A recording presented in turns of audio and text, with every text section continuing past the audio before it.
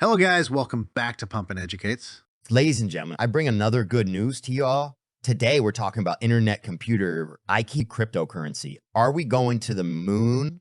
Are we going to hit that $112,000 level?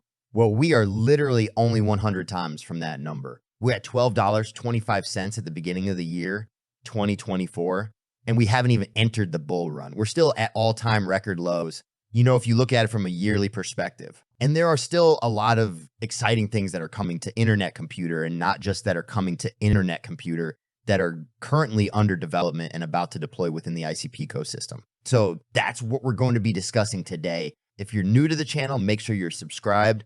About 40 of my viewers are not even subscribed. We upload every single day of the year for over 2 years to bring you the latest happenings in the cryptoverse, the finance world, and everything. So make sure you guys are subscribed. Give the video a free thumbs up. We're going to be starting here with Dominic, the founder and CEO of dfinity, and he's also the founder of Internet Computer Protocol. He wrote on X the other day, there's a crucial growth metric that's never mentioned by leading crypto industry research organizations. That statistic is staggeringly important for the industry and favors the ICP ecosystem, and everyone should know about it.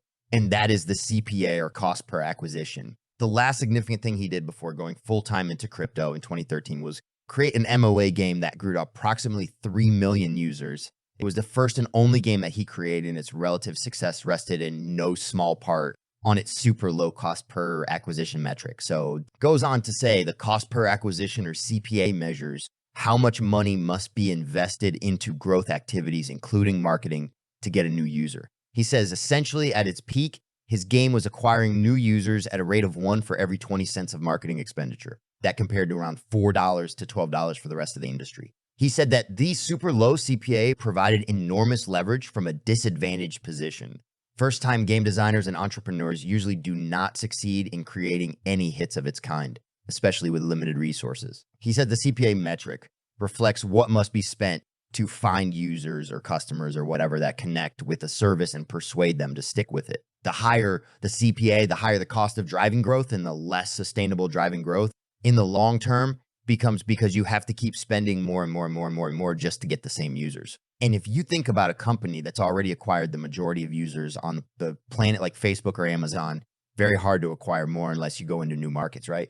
But then you have a bigger business and more issues, and it just becomes a lot more of a headache. Anyway, he says this applies even if you look at SBF and his merry band of venture capitalist followers backing you. Resources are finite, and eventually the laws of gravity come into effect if the CPA is too high. So circling back to the blockchain industry, why is this important? He says he regularly hears a venture capitalist, especially Silicon Valley, who extol the merits of blockchain X or U on the basis of the number of developers they have building in their communities. Is the largest, almost always, they largely base their thinking on groupthink and reading the reports of certain industry research organizations without ever considering who those backers are, what their backers have invested in, and even what networks those research organizations or leaders may have directly invested into themselves, largely as a result of historical relationships with those backers. If they treat the reports that come from these crypto research organizations as though they come from the Gartner, the blockchains that these venture capitalists exile have an ecosystem funded by billions of inward investments, which usually includes theirs as well, which is often, to all intents and purposes, been used to pay developers to build there. In reality, contrary to the marketing, the blockchain technology involved had very little to do with why developers and their companies chose to build there. In fact, they chose to build on these chains to obtain freely flowing investments, sometimes measured in the tens of millions per project, deriving from the bull market era flywheel growth engines. CPA calculations need to include the cost of in these investments. Having a very low CPA is incredibly important. Then he talks a little bit about SBF and FTX. We're not going to talk too much about that because you guys know there was obviously some manipulation of the ICP price based on FTX, right? So he says, when you look at the aggregate capital flows into the internet computers ecosystem through the dfinity Developer Grant Program, investments by independent investors, and decentralized crowdfunding that's performed by projects, the network itself, and compare that to the billions float into some of the main flywheel chains champion is the future by interested parties like Solana, Avalanche, Ethereum. And then you consider the fact that despite these huge capital flows, their developer ecosystems are not that much larger at all. And do the math, you see the internet computer ecosystem cost per acquisition is something like 200 times lower. The difference is simply staggering and has very positive implications for the internet computer system in long-term growth.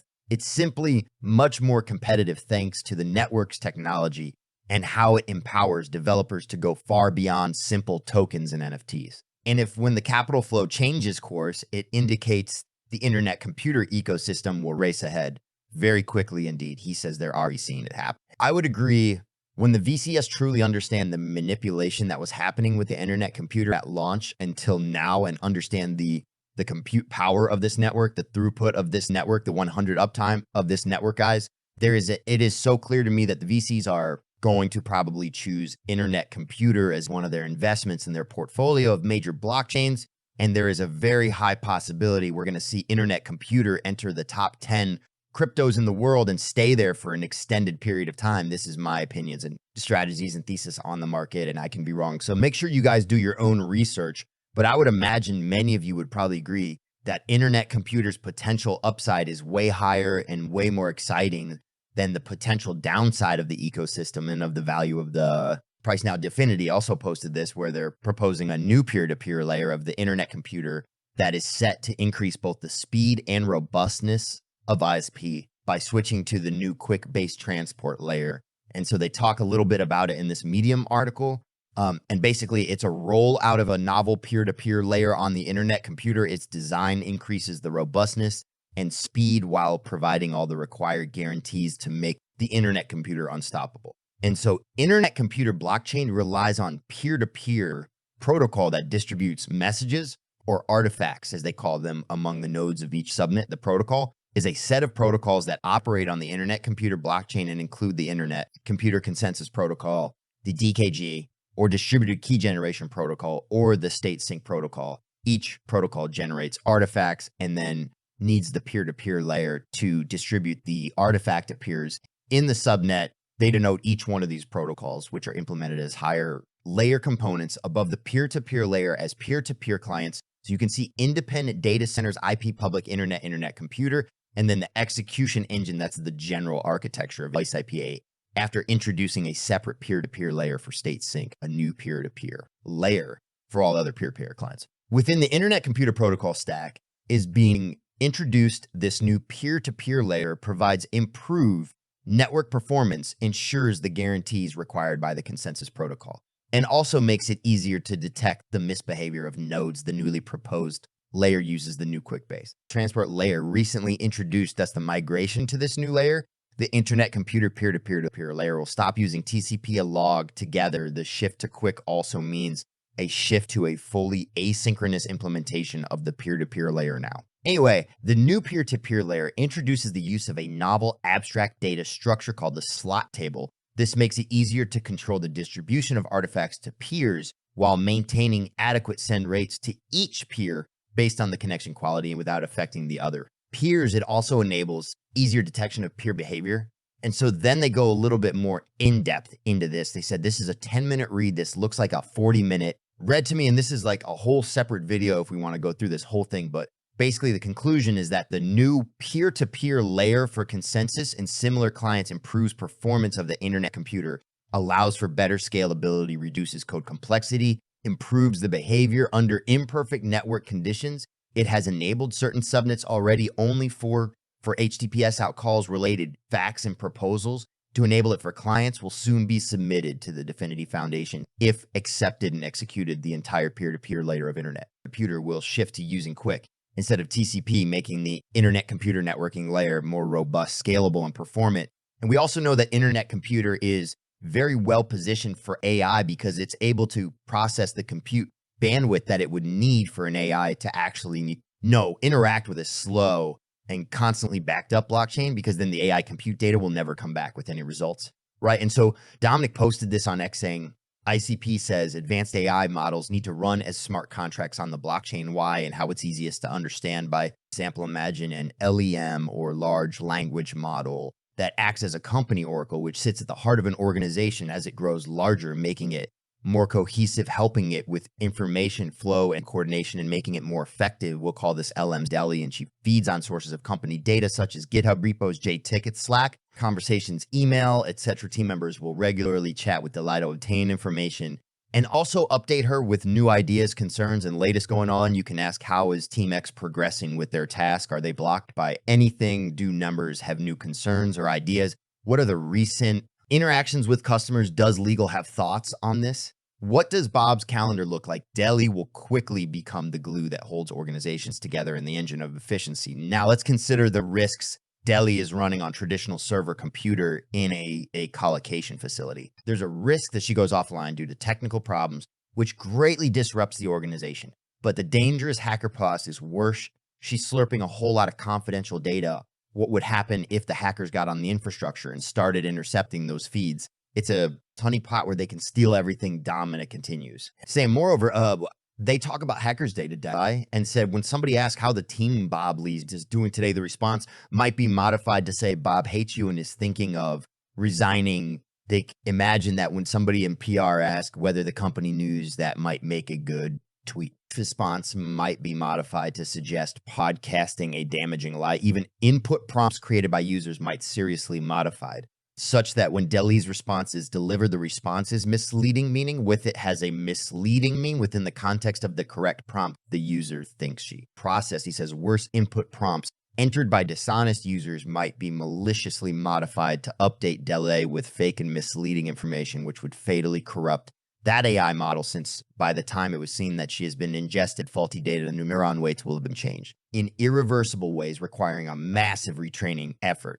to get the functions properly functioning properly again, involving substantial time and effort that's inevitably very expensive and damaging for the organization. Yikes. And so obviously there's a lot of risks, right? And so solution, well, Dominic says, Pithy, is the solution to run Deli in the form of smart contracts, which is tamper-proof and unstoppable and can guarantee that she receives submitted prompts in unmodified form. That inference is performed correctly, and that response users receive are not maliciously modified. Another plus, that ransomware is unable to encrypt smart contracts on the internet computer canister. Smart contracts are software actors which comprise bundles of WebAssembly, bytecode logic, and persistent memory pages. This logic uniquely and privately runs within a scheme of orthogonal persistence, my God. Dominic, with these words, recently some internet computer subnets were upgraded to allow individual smart contracts to pack as much as 400 gigabytes in persistent memory pages each, which is enough to run a very substantial LM, as we covered when this news came out about the increase in smart contract size. They could literally hold the entire Cardano blockchain twice over and still have space within them. Using these capabilities, some people are already experimenting with running these LEMs as canister smart contracts, but there's more coming. Dfinity is working on ways to transform LM, such as LM2, such as the hardware optimization essential for model efficiency, works in deterministic ways and can therefore be performed by blockchain nodes with special 4x low replication subnets. We plan for it to soon be possible to tag smart contracts as an AI model so that the network automatically runs them with very decent levels of efficiency. So you guys can see internet computer is capable of all of this that we're talking about with AI, with compute data, with the new worlds of cost for acquisition, because a lot of these blockchains, they spend a lot of their time on, really these bull markets and pumping the coin and talking about what the blockchains can do. But as I've explained on this channel extensively, as we move through time, the walks and the money talk. So any of these projects that just keep talking and talking and talking, we're going to do this. We're going to do this. We're going to think about doing this. We're going to plan on doing this, but they never actually deploy the technology. They have no adoption or use cases on large scale that's sustainable over the long period of time. These are not going to be investable over the long term. And these generation 4, generation 5 blockchains like internet computer, generation 4, generation 5 blockchains like man network. And so these are going to do extremely well in my view, personal opinion. I also hold internet computer because I believe that the multi-year lows that we saw were way below what actual capabilities of internet computer are. And what internet computer can do today and what they are looking to solve tomorrow is going to be better blockchain than most of the top 20 blockchains, let alone top 50 or 100. And so I believe internet computer is going to do extremely well. Personal opinion, not financial advice. Do your own research, and anything I say could be wrong, but let me know what you guys think about internet computer. Are you bullish? Are you bearish? Are you neutral? So, let me know in the comment box below. And also, while you're down there, like my video, and also hit that subscribe button. Thank you for watching my video. Keep supporting my video. See you all in my next video.